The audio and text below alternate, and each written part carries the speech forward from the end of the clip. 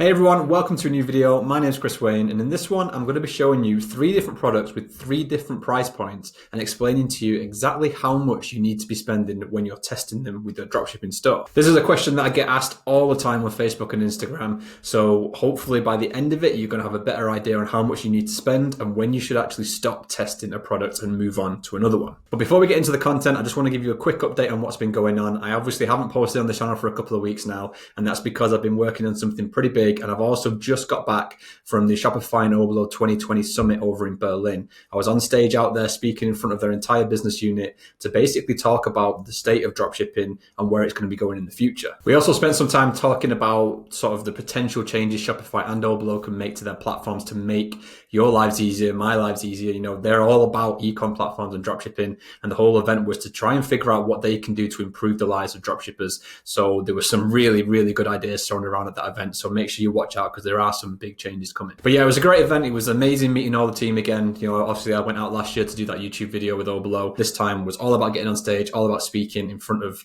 their entire business units to talk about the future of dropshipping. So yeah, I mean, I'm hoping to get a video on YouTube about it, you know, so you can see behind the scenes and everything like that. So keep an eye out for that one. But yeah, that's the end of this update. I just wanted to let you know what's been going on. So let's get into the video.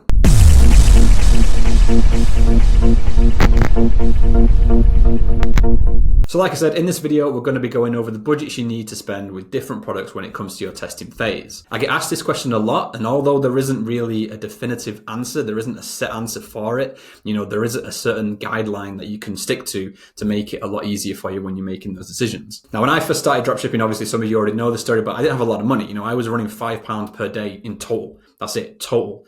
Not £5 per ad set, £5 total across each day because I couldn't afford anymore. Now, obviously, if you have a bigger budget, you have more money, it's talking $1,000, $2,000, it's going to make this a lot easier because you're going to have a lot more room for trial and error. So what I mean by that is assume, if you're just starting this, assume that your first product's going to fail. Assume that your second product's going to fail. I mean, even assume your third product's going to fail because not everybody hits this big first time. You know, I had 5 failed store attempts before I got going with this. So it isn't always one product wins. You know, you got to go through a number of different products. And this is where the trial and error comes in. And this is why the bigger the budget you have, the more chance you have of finding success with it. There is a lot to learn with advertising, you know, so spread your budget out over a 2 to 3 month period. Don't set it so your budget is going to be blown in that very first week because the chances of you finding and winning products in that time are pretty much slim to none. You need to be able to spread this out so you can spread your budget and you can test slowly and then scale as soon as you know your Facebook pixel is starting to fire and your whole conversion funnel within your store and everything is set up correctly to allow you to convert a high enough level to make a profit. So the first product I want to show you is this paw print pendant. Now, this is actually a product I was selling on my own store very early on in my dropshipping journey. It was one of the very first products I was running and it did quite well. You know, it did a reasonable amount of money, but it didn't really scale to the point that you'd want it to. Now, I was picking this product up for £2 to £3 per piece. That's including the shipping, and I was selling it for around $19.95. Now, I fluctuated on that price a little bit, but most of the time it was about $19.95. So the product itself was cheap, and so was the selling price. Now, the benefit with selling something that's quite cheap to the customer is that it doesn't cost you a lot to actually make sales in advertising. So the first thing you need to consider when you're setting your budget for a particular product is how cheap it is for the customer to buy. The cheaper it is for the customer, the less money you need to spend on advertising to try and find sales for it. Like I always say, you need to be spending up to your break-even point per ad set to really test a particular interest to see if it's working. Now, if you say you've been running a campaign that has 5 interests in there on 5 different ad sets, it's been running over a 3 to 4 day period, you've made no sales from it, then you need to stop and you need to figure out what's going wrong. You know, is it your ads? Is it your landing page? Is it your product? Is it the price? You know, there's a lot of things you need to check before you carry on spending because if you haven't made any sales on a cheap product like this over a 3 to 4 day period and you're actually putting a little bit of budget in, then, you know, there's something not quite right. You know, whether it is the product, it might just be the product, you know, whether it's the store, whether it's the ads themselves, you know, something isn't working. So spending more and putting more money into that campaign isn't going to make it start selling. It's just going to mean you're going to spend more with no results. So if you've gone 3-4 days on a campaign with a product without getting a single sale, then you need to stop and you need to figure out where it's actually going wrong. I have done a video about why you're not getting sales on my YouTube channel. So if you haven't seen that, go and check that out as well. But really, it comes down to 3 points. It's either your ad, it's your landing page / website, or it's the product. You know, those are generally the 3 reasons why people aren't buying. And you need to figure out at what point, you know, it is failing and whether you can actually fix those issues. You need to figure out where things are going wrong before you carry on spending, because if you carry on spending, you're just going to blow your budget and you're not going to find any success in dropshipping. So figure out where it is failing, make the changes, and then carry on and see if you can improve it that way. So the second product I want to show you are these snow goggles. Now, this again is another product that I was selling in my store. I was picking these up for £15 and I was selling them for $45. So this is a little bit of a mid-range price point when you come to selling something. And with that means you need to spend more on your budget to acquire those customers and get those sales. However, a little trick I like to employ when I'm starting to sell something in the mid-range sort of price point is I like to lower that price. So with this product, I wanted to sell it at 45, but I knew, I'd have to spend more to reach that. So what I did was I actually lowered the price to £35. So I was buying it for 15 and selling it for 35. And that allowed me to spend less to acquire that customer, because the cheaper the product is, the more sales you're going to get, or the more sales you should be getting, because it doesn't cost as much to the customer. They don't have to think about it as much, and it's not a big of a risk to them. The benefit of lowering this price and increasing the amount of sales you can get is that it starts to fire your pixel more, which means Facebook know who your customers are. It tells you that your ads are working. It tells you that your store's converting.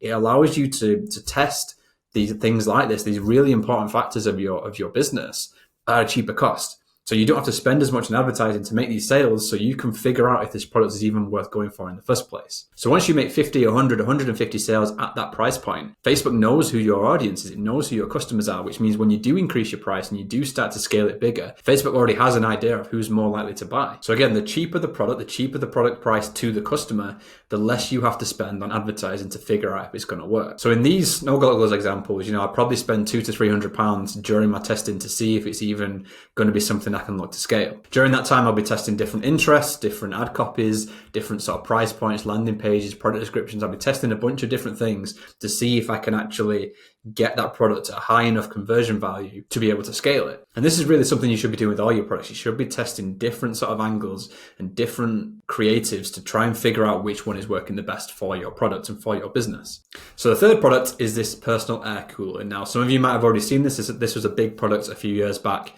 People were selling this upwards of 80, 100, 120 pounds, but you could buy it for 25 pounds off AliExpress. So there was a very, very decent margin on this. People were making a lot of money off them when these sort of came around and it hit that trend and people wanted to buy them. But when you're selling a product like this, a general rule of thumb is to be spending a third of that product price each day. It doesn't have to be exactly a third, just around that price point. So say if you were selling this for 80, you'd want to be spending around, say, 25 pounds or so per day on your budget. Now that's not 25 pounds per day in total, that's 25 pounds per day per ad set. So if you're running 5 ad sets within a campaign with 5 different interests, you want to be spending £25 per ad set. So that'd be £125 across the campaign if you're using the CBO campaign budget optimization. Now, £125 a day is going to be a lot of money for a lot of people. So this is why you need to be focusing on those cheaper products if you're just getting started and you don't have a big budget, because it's going to be a lot easier for you to start to find profit and start to scale those products. So going back to the paw print pendant, selling that at £20 a day, if you're looking at a third of that per ad set, you're looking around £6, just over £6 or something. So you want to be spending around £30 per campaign if you're doing 5 interests, 5 ad sets within that campaign. So you've got 5 ad sets in there and you're looking at spending £6 on each one, then you should in total be spending £30 a day on that campaign. Now, obviously over a month or two, £30 a day, even at that level, does add up. And this is why it's very important to understand if your pixel is working, if your website is converting, making sure everything is ready before you start spending money on Facebook advertising. Once you do start making sales, obviously you're going to be making a little bit of profit that you can put back into your advertising, which extends that longevity of your advertising budget. And this is going to allow you to get more accustomed to the platforms you're working on and allow you to understand it more to be able to scale a lot more efficiently. So if you don't have a massive budget to get started with this, start with a lower price product that you're trying to sell and stretch your budget out over a month or two. Don't blow it in a single week, because you need to spend time understanding this. You need to spend time to figure out how to best optimize your campaigns to allow you to get more sales and more profit. Whatever you do, don't become emotionally attached to a product. There is no shame in switching products if it doesn't work. I've tested hundreds and hundreds and hundreds of products over the years,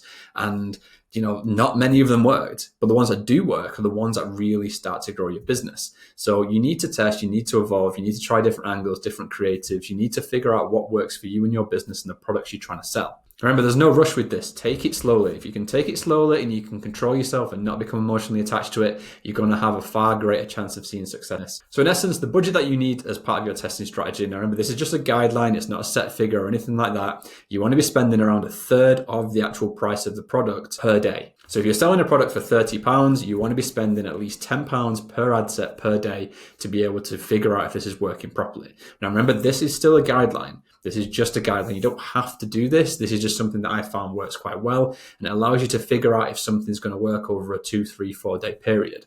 Within that time, you should be seeing sales, and if you're not, stop what you're doing and figure out where it's going wrong.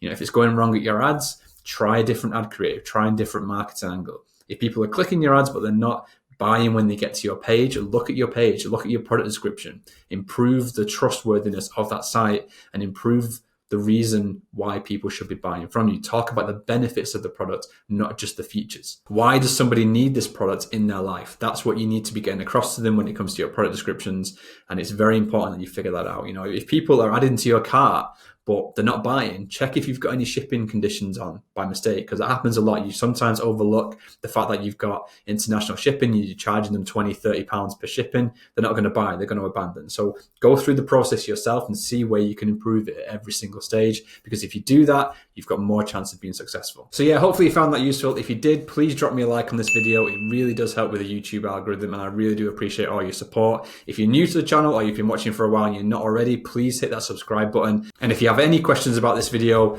drop them in the comments down below. I am still answering everything. Hopefully I'm giving you guys value on the channel, because that's what I'm here for. I want to give you value. If you want to learn more about dropshipping, then make sure you check out all the links in the description, because everything you need to know is down there. But yeah, I think that's the end of this one. I hope you enjoyed it. I'll catch you in the next one.